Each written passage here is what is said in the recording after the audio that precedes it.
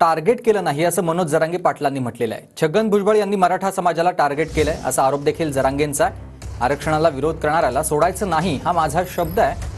मनोज जरांगे आज हे येवला दौऱ्यावर असून येवला मतदारसंघामधील सांतवनवर भेटी घेणार आहेत आणि त्या दरम्यान त्यांनी हे वक्तव्य केलेलं आहे। आज येवल्याला जात आहे, काय दौरा आहे, काय भेटीगाठी आहेत?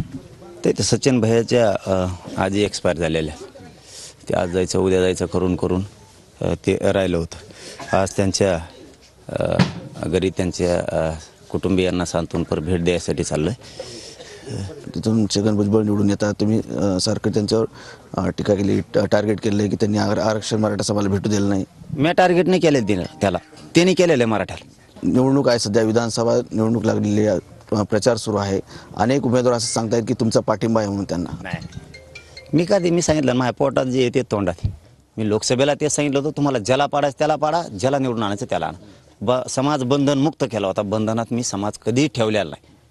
कारण बंधनात ठेवणं म्हणजे त्याला म्हणायचं स्वतःच्या दादागिरी ठेवणं। मी जातीला बाप मानतोय तर मी माझं मत माझ्या समाजावर कधीच लादत नाही, मोकळं सोडलं। तेच विधानसभेला सुद्धा सांगितलंय मी की तुम्हाला ज्याला पाडायचं त्याला पाडा, ज्याला निवडून आणायचं त्याला आणा, आणि आरक्षणाला विरोध करणारा सोडायचं नाही, हे मी माझा कायम शब्द आहे। मग आता समाजाला मी सांगितलंय तुम्हाला ज्याचं करायचं ते करतंय, त्याच्या हिशोबानं ते बरोबर पाडितं।